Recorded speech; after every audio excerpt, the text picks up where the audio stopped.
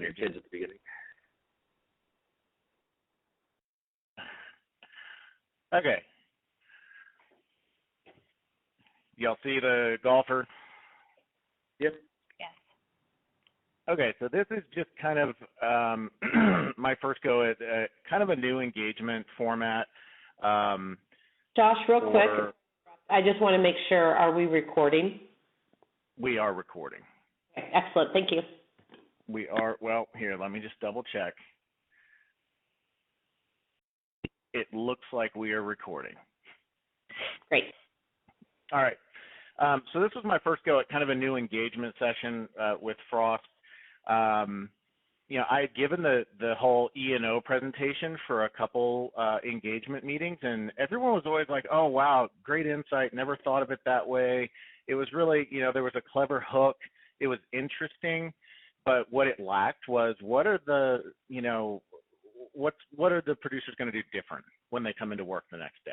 Like, what are the action items? So it was nice insight, but I wanted to kind of take an approach that was much more, hey, here's 5 ideas.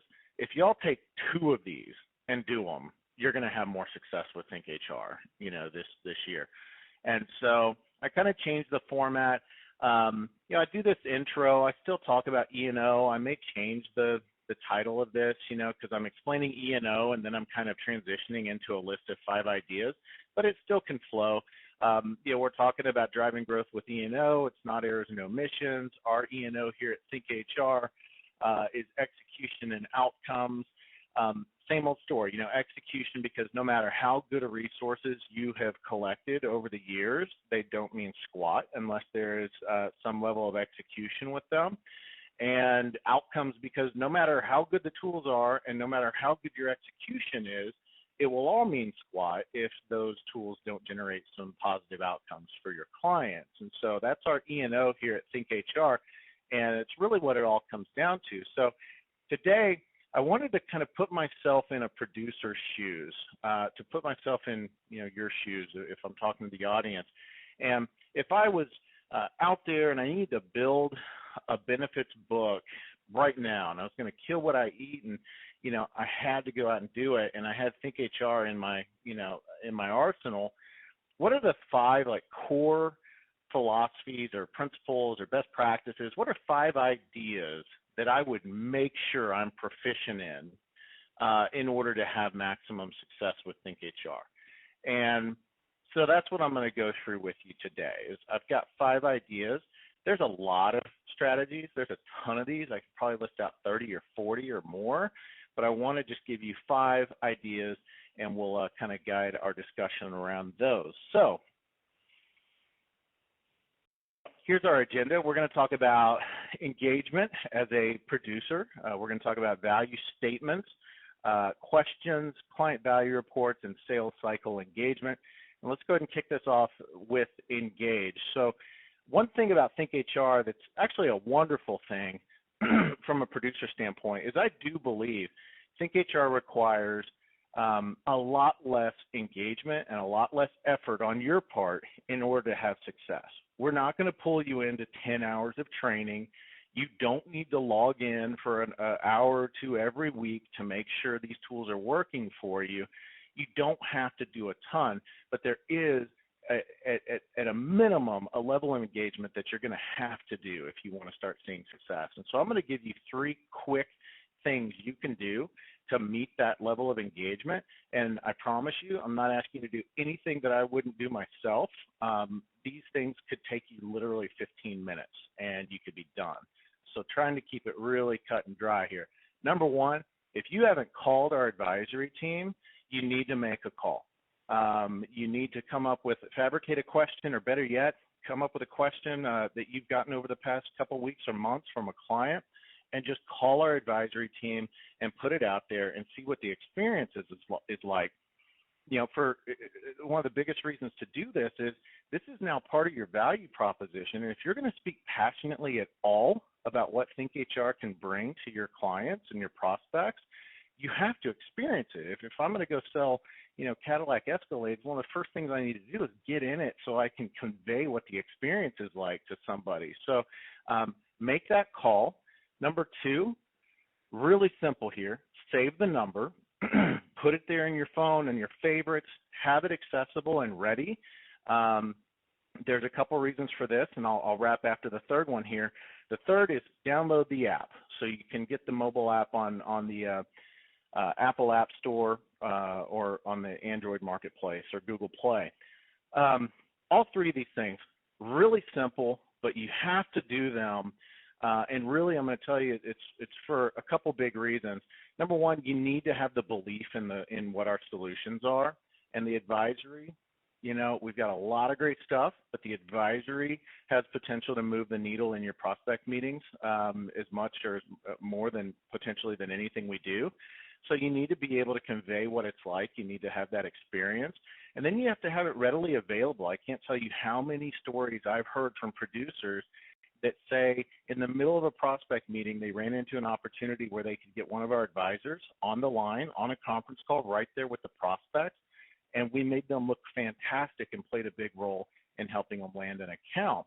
And so in order to pull off that type of strategy, you need the belief, so call the advisors, and you've got to have our information readily available. Hence, save the number, download the app. And then typically I've got a success story, you know, that I'll tie directly to the app. You know, 200 life prospect broker I work with in Oklahoma City was going in. They were meeting with the HR director and a couple members of the C-suite, and he ended up having a couple minutes extra with the HR director before the meeting. And just through general conversation, hey, how's your day been? She said, man, I've been swamped. I'm in a pickle. We had an employee that we had been needing to terminate for a while. There's suspicion of some workers' comp fraud. We terminated him yesterday, and then 2 hours after we terminated, we got an email, a phone call, a letter, and he's claiming he was injured 2 days prior to being terminated, and he was making some kind of crazy threats. Anyway, just a weird situation, and we don't know what all's in play here.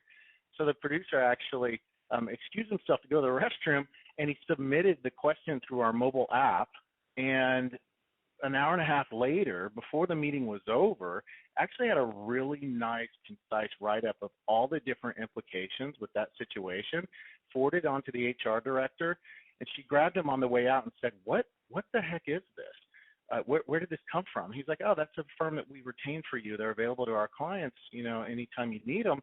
And she's like, you don't understand. This happened yesterday at noon. I've been working endlessly trying to figure out what all's involved here, and this email just summarized it, you know, in one page. Like this, you know, took care of a day's worth of work for me, made them look great, obviously played a big role in helping them land the account. So, but in order to do that, you need to have the app on your phone. So those are my 3 simple engagement steps here. Moving on, value statements. So, I don't want to get too, you know, sales consultant type on you, but we do need to talk about one of the most fundamental things with your solutions, one of the most fundamental ideas that you really need to be proficient in, and that's how do you summarize the value quickly? You know, in short, we're talking about elevator pitches here. How do you quickly tell a prospect what Think HR is and why it should matter to them? And so a couple things to keep in mind when we're looking at these value statements. 2 ideas here. Number one, we need to consider our audience. And I'm going to suggest to you that you need to have 2 buckets of value statements. And then I'll typically back off and say, anyone want to take a venture? Why? And usually someone will say, oh, HR and CFO or something like that. But the 2 buckets are typically HR is one of your audiences, and the CFO. In general, these are the 2 roles that you're dealing with a benefits transaction. And these audiences are very different. And the second thing we have to keep in mind once we know our audience is we have to be looking at it from their perspective. They're saying, what's in it for me? So before we just start saying, hey, Think HR is great. They've got a website, they've got a hotline, they've got a training solution. That's just a big list of things we do, and every broker under the sun is going to show up with a list of things they do. And so we want this to relate better, and the way to do that is to look at our audience and look at the with them, the what's in it for them. So let's look at HR. what are 3 concepts that make HR people tick? What are 3 value areas that they would be, focused on a daily basis? I'm going to suggest these 3 to you. Number 1, time savings. They've got all kinds of work on the table, especially at certain times of the year. So anytime you can offer them time savings, it's a big deal to them. Number 2, making them look good to their superiors, making the HR department more productive, making it look like this person is cranking out a ton of valuable work. And then number 3, relieving them of the grueling HR work, allowing them to focus more on the things that they're passionate about, like strategic HR initiatives, like recruiting or employee engagement or corporate culture. Those are typically the things HR people want to be working on. Unfortunately, most of them have to do pencil pushing tasks throughout the day. So if you can relieve them of the pencil pushing stuff so they can work on the stuff they're passionate about, that can be a big value area for them. So knowing these 3 things for an HR person, let's just throw out a value proposition. This is not a silver bullet, but this is an idea that I came up with. You might want to lead with something like this. Your role here is fast-paced and highly demanding. And if you're like many businesses, your department here in HR is likely understaffed. Part of our HR strategy here at Frost is to give you an extra HR person anytime you need one. But internally, you're always going to get all the credit for that added productivity. So whether you're swamped and need an extra hand, or if you'd just rather focus on some more strategic HR initiatives, rather than that multi-state FMLA issue, you're going to have a team of dependable experts to help you out. So that's a quick idea of an elevator pitch. And notice, I didn't even mention what it really is. I didn't say a hotline. I didn't say a website. I didn't really say anything.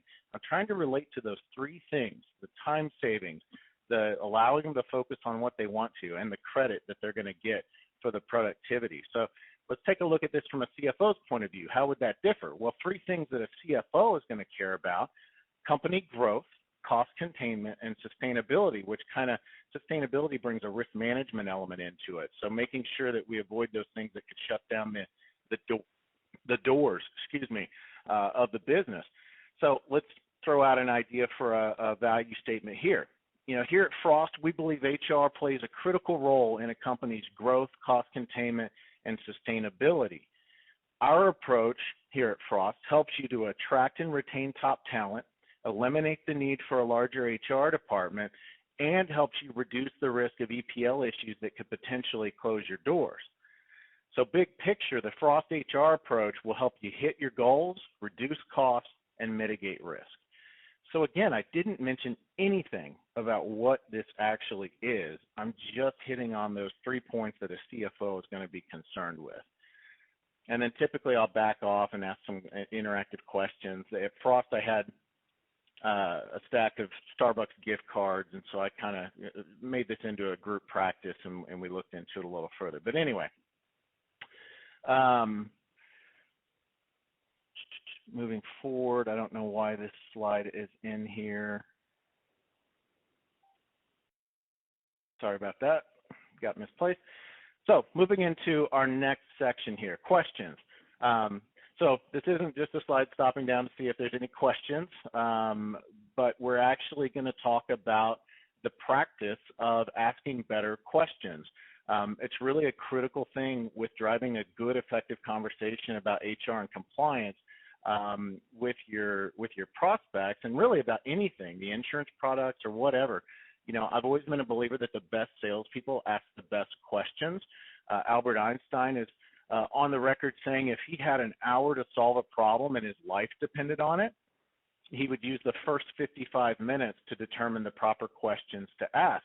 So I feel like if we went into the scenarios with our prospects with that mentality, putting a little legwork in before the meeting, really trying to figure out what are the most effective questions I can ask this particular prospect, we can see a lot of positive effect from that. And when we look at the art of questioning or questioning ability, a small sliver of it just comes down to raw skill. As salespeople, we all have developed some of that skill over the years, the ability to know where you want the meeting to go, know where you want the discussion to go, and craft your questions on the fly in a way that can get you to that final goal. But the other 90% of questioning ability comes down to preparation. So I'm going to give you a couple quick ideas on how Think HR and maybe even some other resources outside, independent of Think HR, can help you go into your next prospect meeting with better questions. Number one, simplest suggestion I could possibly make, you're going to want to slap me for making it. It's that simple, but use Google searches more effectively and more strategically. What I'm talking about is if you're going out to meet with a spa or some business in the hospitality industry next week, go out to Google and type in top HR issues or challenges in the hospitality industry 2017. I promise you, you're going to find a ton of stuff. What happens out there is we've got all these membership associations by industry. There's hundreds of them. They all have periodicals. They all have newsletters that they put out. And so they're constantly reaching out to HR people and all kinds of people in the industry saying, hey, would you mind doing a write-up for this week's newsletter? And very often those write-ups take on the tone of the top HR challenges in that industry for that year. And that information is pure gold to you. I've got a producer out in West Texas. She's going out for the benefits business of a mid-sized oil and gas company, and she knew nothing about oil and gas. Even though she's in West Texas, she just hadn't dealt with it that much. And so she had called and asked, specifically about Think HR and, what she should talk about. I sent her some other stuff that we'll talk about, but one thing I told her is I was like, hey, go do a quick Google search. Just type in oil and gas industry 2016 HR challenges. And she did that, and she found this exact article that you see here. And this article went over 3 key HR challenges in the oil and gas downturn. And after her meeting, after she had won the business, so this does have a happy ending, she got back to me and said her initial meeting was almost 2 hours, and all she did was she crafted questions around these 3 challenges. And when she left, by the end of the sales process, they actually made comments to her asking her, wow, how many oil and gas companies do you work with? They thought she was an oil and gas expert simply because she read this one article and asked questions about these specific 3 challenges. And so this information is super valuable to you. Make sure you're using your Google searches strategically. Aside from that, Think HR can help you. We have our industry reports that are out in the broker toolkit, partner toolkit. And so what these are summaries of the most common pain points and challenges with HR and compliance, but they're organized by industry. So here at Think HR, we have thousands of interactions with businesses every single day, and these businesses are depending on us to solve their most common challenges. And so we started analyzing that data and slicing and dicing it, and we put it in these reports for you, and they show you a number of things, the top issues that industry is struggling with their employees, the top training needs for that industry.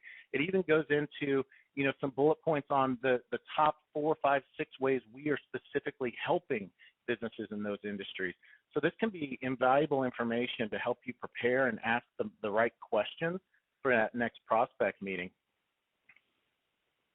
And then finally, one thing with Workplace Pro is our advisors are open to just helping you. So your calls into our advisory, you don't have to ask us a question about an HR issue that one of your companies, one of your groups is facing at that moment.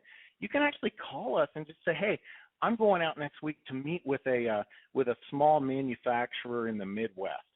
Do you have any trends, anything you're seeing as common issues that type of business is facing lately that I should consider asking questions about?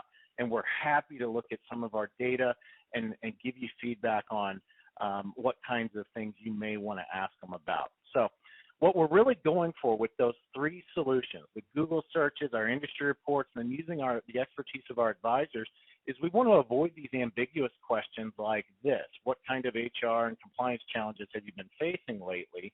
And we want to replace them with questions that really show our expertise and help us relate more directly to that business. Questions like, hey, lately we've been able to help our retailer clients with high turnover issues that many are struggling with. Seasonal employees is a big one we see with our retailers. And, kind of a weird one, we get a lot of questions about handbook policies around dress codes, a lot of questions about tattoos and piercings, and how can you, create policies that enforce a better dress code or a better appearance policy. Have you experienced any of those kind of challenges lately, and has your broker been helping you with those? So that second question is a million times more effective, and that's what we're going for. It's asking the right questions that get us an open and honest dialogue. And again, the equation's simple. Good preparation and good questions is going to create an open and honest dialogue, which is really the holy grail for your prospect meeting. So that wraps up questions. Let's move on into the next piece here. We're talking about client value reports. And usually I'll do something interactive. How many of you have run client value reports? And, some will raise their hand. How many of you are really mad whenever you see 0? And then, everyone raises their hand. And, I kind of use that to facilitate the discussion. Your client value reports, for those of you that don't know, it's a detailed analysis of the utilization of a specific client, and it also shows you benchmark data. So what is the average utilization of a business like that client?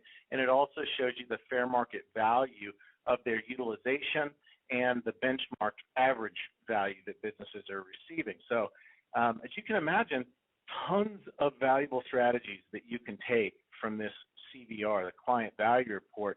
A few different things. Obviously, the quick implication is with all of your renewal meetings.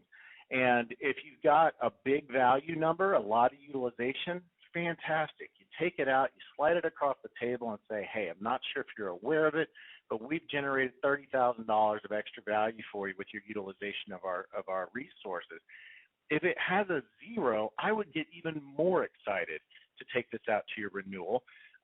Keep in mind, a lot of producers I work with, when they see 0, their first thought is, well, they just don't value it or they just don't like it. And I can promise you right now, that's never the case. No one does not use us because they do not like us. They don't use us from time to time because of awareness, and in the time of need, it wasn't right there in front of them. So you essentially, when you have a 0 value, you essentially have another brand new opportunity to go out and have an effective discussion and ask them about the previous year. I noticed that you haven't used any of these resources. I don't know if you just weren't aware of them, but did you have any situations over the past year, difficult employee situations, compliance questions, anything where you could have used an extra hand in HR? Were you aware that we were providing that to you?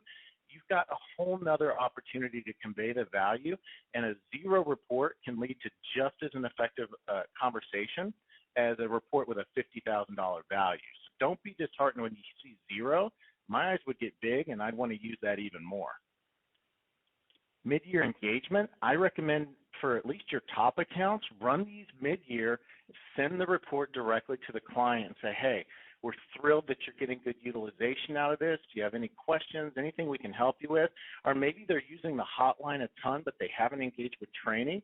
So a quick email, hey, great to see you're using this with the advisory services. Would you like to set up a training consult? Have you considered doing some sexual harassment training or discrimination training? So use it for strategic mid-year engagement. And again, if they have 0, same thing. All it's going to do is create awareness, and it's going to remind them of what they have at their disposal and increase the odds that they reach out and engage with our solutions. Identifying your key groups to re-engage. I mean, there's the mid-year engagement, which you can do for all of your accounts, but I highly recommend running these regularly for your top accounts. One of the main goals is to get them involved with our advisors, get them involved with our training solutions, the handbook creation, things like that. So just running these for your top accounts and using it strategically. Creating some references. I've got a partner down in Houston. He literally has on speed dial 6 people. These are HR people, business owners, and he knows for a fact they are power users of our solutions. They're engaging with us on a minimum of a monthly basis. And he uses them as references. So he goes out to a prospect, delivers, the value statements, and then as a follow-up action, he says, hey, I've got another business across town that's similar to yours, and Kathy over there has been using our solutions a lot. I'd love to connect you for a phone call discussion where you can ask her about, how they've created an impact for her. So use these reports to identify your top using users and use them as references. And then finally, using these as sales tools. Print out your top value reports and keep them with you, laminate them, keep them with you, and when you're discussing the HR and compliance approach that you have, slide them across the table and say, hey, I can talk to you about this all day and tell you how great it is, but here's the proof. These are some actual clients of ours, and these are the actual dollar values that they're generating by utilizing these solutions. And it makes it more real. You're essentially using these as case studies to help support you with your sales initiatives. So that wraps up the CVRs, and generally have a little bit of back and forth and talk about some specific accounts at that point. So number 5, our final point here today, I'm talking about sales cycle engagement. I'll lead this off with a quick story. You know, we're a Silicon Valley company. We do a lot of analytics, a lot of tracking of our statistics and close ratios and things like that. And, you know, one of the things we did a year or so ago is we looked at our overall close ratio, and we were kind of spitballing some ideas on how to increase that close ratio. And so we came up with this idea of, you know, after all of our initial meetings, we need to have some more regimented next step engagements. So, you know, at the end of the meeting, hey, great to have this discussion with you. At this point, we typically schedule a quick call for this, or we schedule this as a next step. And then we ran metrics again, and we found the more next step engagements we had that prospects committed to, the close ratio skyrocketed once they committed. And so how can we kind of relate that over into the insurance world, the benefits world? I've got a few ideas on how our solutions can help you do that. Number 1, it's setting up demo access for your prospects. You have your initial meeting, you go over some of those value statements, slide across some CVRs, show them the value, and then as you're winding down, just say, hey, one of the things we do for every prospect, we want you to experience some of this stuff even before you commit. We want to set you up for demo access to some of these solutions. And every time, oh, okay, great, free access, yeah, that's great. Well, then the next step there is saying, okay, well, to set you up with that, one of the things we need to do is just schedule a 20-minute one-on-one introduction, and we can get somebody connected by webinar. It'll be a quick introduction. They'll go over the solutions and how to use it and tell you a little bit more about them. How about next Thursday at 2 o'clock? So you've then got them engaged for a next step. And where this is so powerful is, you know, most of the agencies I talk with, they kind of say that their sales cycle, you know, a lot of people will say, oh, I went in and I presented and I walked out with the BOR. And it's kind of this, you know, manly, you know, awesome. I slayed it on the spot. But we all know that doesn't happen super often. There's usually that period after you leave your final meeting where you're just kind of sitting back and you're hoping and praying that you did enough and that you're going to be the one broker that gets the call back and gets the decision in your favor. So you've got this period of time where most brokers are just sitting there hoping they did enough. Well, what if you're the one broker that during that window, you've got 2 or 3 added engagements on the calendar where you're going to be back in front of that prospect with more, delivering more value? That gives you a tremendous advantage. So using these demo access, setting up the one-on-one live intro. Another one is demo advisory calls. So this one's a little misplaced. I'm going to change that around. But anytime you can get your prospect on the phone 3-way with our advisors and allow them to see our level of service and what we do on a daily basis, it's going to benefit you. But then also scheduling a training consult, asking some simple questions around training. What are y'all doing today for your harassment training, your discrimination training? How much are you spending on that? I'll tell you what, one thing we'd like to do, even before you commit to us, we want to set up a 30-minute phone call where we can assess your training needs and show you how our solutions, which will be given to you at no cost, can come in and relieve you of that $50,000 a year you're spending. Or they can come in and help you implement a training strategy that you've wanted to do for the past several years, but you just haven't because of time or because of budget. So getting that training consult is just another added engagement. And I can promise you, if you get the 2 or 3 added engagements on the calendar in that window where your other 2 competitive brokers are just sitting there praying they did enough, you're going to win more often. You have more at-bats to create more value, and your close ratio is going to go up with each one of these that you can implement. So those are some ideas on sales cycle engagement. And that really wraps up our discussion this morning. Again, just to rehash, we're talking about that minimum engagement. I gave you 3 basic steps that you need to do and told you how you could do them in 15 minutes. The value statement, keeping your audience in mind and looking at it from their perspective, what's in it for them, and crafting your elevator pitches in a way that really relates to who you're talking with. Questioning ability, using your pre-meeting preparation with Google, with our industry reports, with our advisory services to help you ask better questions and generate a better dialogue with your prospects. Client value reports, we talked about the strategies there, and then these last ideas with sales cycle engagement. So as a follow-up to this, I hope y'all took great notes, but I do have a follow-up piece that I'm going to be emailing to you, which has all of the notes here, and it goes a little further in depth. I'm sure you have questions on, what's the phone number? How do we download the app? I'm going to be emailing that to you, so you can look forward to that. But at this point, we'll open it up for questions, and what do y'all got? So that's kind of how I wrap it up, and usually there's a pretty lengthy Q&A or dialogue after that, but that is my engagement meeting that I've rolled with. Awesome, Josh. That was really good. Really good. Great job. Thank you. What I I think is long there. is we're using a lot of the same tools, like the value report, the industry sheets. We're hitting on all the main talking points, but structured differently and said a little bit different way, more like as a consultant, and there's even kind of some sales skills or sales consulting that ties into this. I just think it's a lot more effective. Josh, would you mind kind of sharing the feedback you got from Kevin Brown, who's a pretty tough person to please? He's down at Frost. What did he tell you about this presentation format?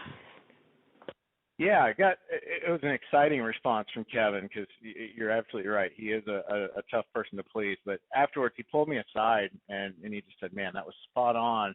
And he said it wasn't really what I was expecting, but it was spot on. And I was like, "What do you mean?"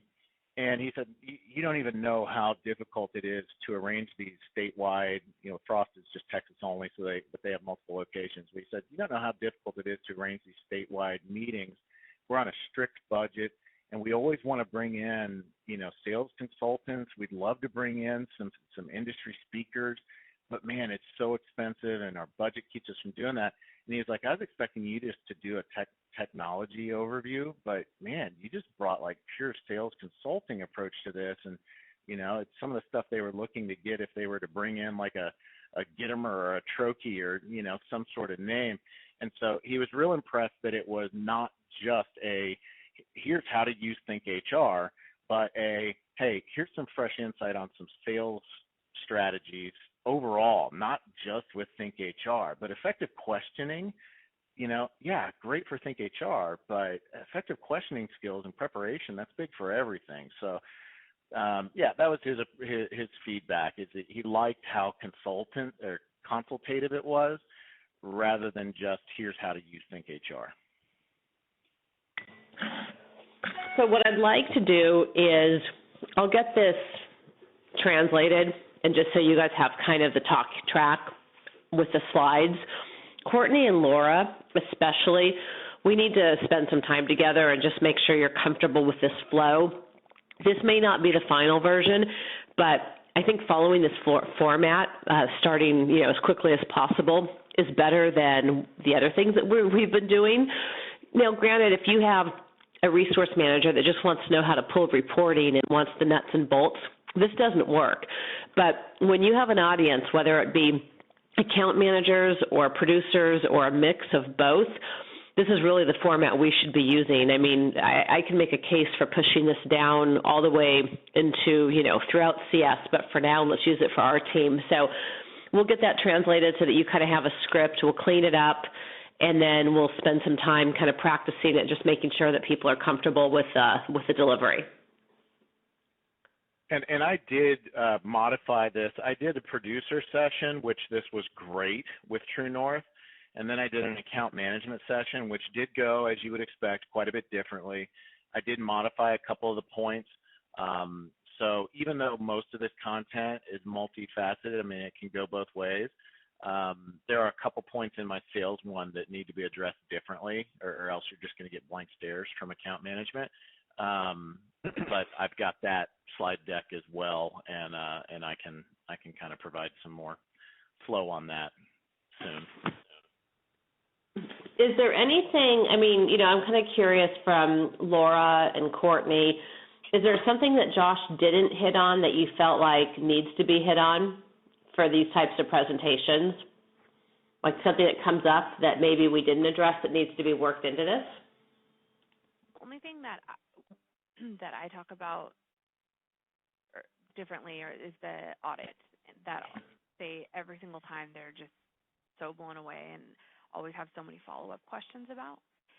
Mm-hmm. And there's always kind of the talk about the money saved and just kind of how much of a consultation type thing, and from a prospecting stance or throughout your relationship when you can bring that in.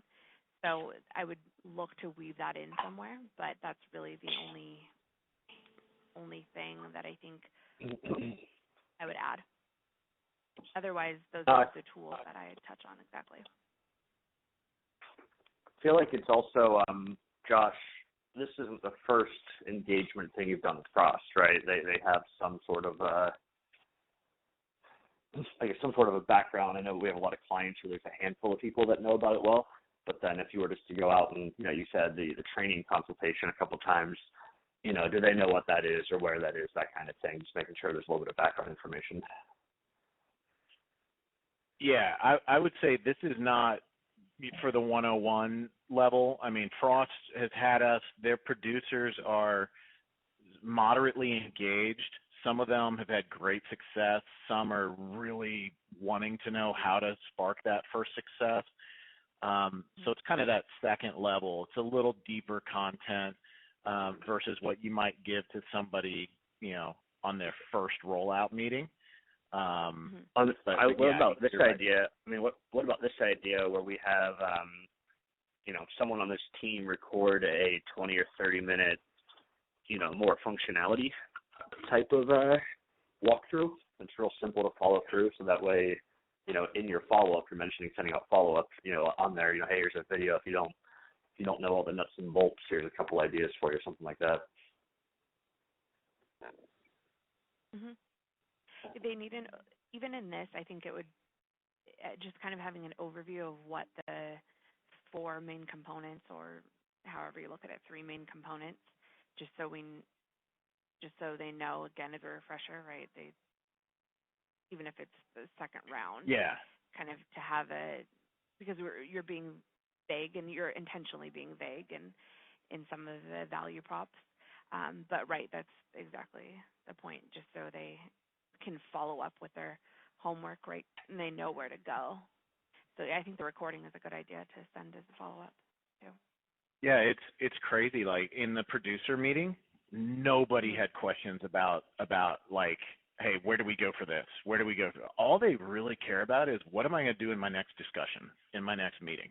You know, that's what they're focused on. But in the account management meeting, I got through a lot of this, and one of them spoke up and was just like, hey, can you just do a quick overview of the solutions? You know, like they wanted to know, like, what page is this on and where. So, I mean, it's just like the audience with HR and CFO. You know, we have to just look into them, what they're doing on a daily basis, and format this for each one. Mm-hmm. Hey, Laura and I have to hop off for a 9 o'clock call. So if you guys want to continue, great. Josh, if you wouldn't mind just sending the recording to folks as well as maybe the slide deck, that would be awesome. And then once I get the recording, I can send it on to get it transcribed. Good deal. Bye-bye. Sounds good. Thanks. Bye, y'all. Bye. Trying to remember what I lost my train of thought. Do you have it? Is that Courtney? Yeah. Do you have anything else? I think everybody else just hopped off. Yeah.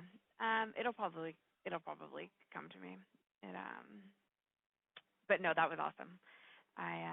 I'll yeah, I'd love to just see kind of your notes on it, and then just see. Yeah, and you're right. There's going to be different versions for producers or client services and such. But that's awesome. I'm really excited to start using that. Thank you for. Well, yeah, and you know what I want to do is, Mhm. you know, these are 5 ideas, but literally, if we Mhm. sat down and we thought, what could other ideas be? We could probably come up with 20, and Right. develop you know, a little presentation on each one, a little 5-10 minute Mhm. presentation. And then if we're going into an engagement meeting like next year with Frost, well, you know, I talked Mhm. about these 5 this year, so maybe we reiterate 1 or 2 of them, but we add a couple different ones. And I think a great one is, Right. you know, incorporate an exercise into your next prospect meeting. And that could be, you know, going through our cost of HR thing or going through the Mhm. audit. And so Mhm. one idea could just be incorporating an exercise into your next prospect meeting. Yeah. You know, we could come up with 20 of them and have a deck, and then for each meeting coming up, we just pick the 5 that we, you know, want to go to, and we start monitoring which ones are getting the best. Which ones are getting the best Yeah. discussion? Which ones that seem to be resonating more? I can tell you with these 5, the value statement section, when I talked about HR and CFO, and I gave those 2, and I just kind of quickly jotted those 2 value statements down, but Mhm. I've given this 3 times now. Every time when I move to the next slide, someone's interrupting, saying, "Hey, wait, can you go back? Can you go back?" And everyone's like, "Yeah, go back. I'm writing that down." And I'm just like, "All right, I'm going to email this to you." But Yeah. I promise you, every single producer, if somebody says, "Hey, what's Think HR?" they're saying, "Oh, we've got a website, we've got a hotline, and we've got training." Like that's the way they present it, and every broker does that. So it's not doing them any favors to say it that way, you know. So that's the big thing Absolutely. with those. So the value Oh, I was statements is gonna. number 1, and then the sales cycle engagement. My final point. Mhm. Those are the 2 that have generated the most discussion out of these so far. Yeah. Oh, and this is what I was going to say. I don't know if you've been in there recently, but Partner Admin got a total revamp, so now it's easier for them to navigate too. So I don't know how much you even have to kind of spend on taking them through everything. Sure, it's kind of our talking points on them, but as far as the navigation things, it's a lot easier for them to self-navigate. It's now it's labeled industry lists and such, so it's not just kind of resources and what does that mean, and it's just kind of like an attic full of junk. I don't know if you've seen it, Well, but it looks much better. yeah, no, I've seen it, and one of the things I got from um, the account management meeting is when I pulled up the gray bar that slid over from the right when I went into Oh yeah. admin, and I started talking about collateral, and they were like, "I've never seen the collateral section," and I was like, "Have you seen this gray bar over here?" "Oh yeah, we've been here." Well, the collateral's Did always scroll been down down. here at the very bottom, so it might have been Yeah. hidden, and the account managers were like, "Oh my gosh, really? That was there the whole time?"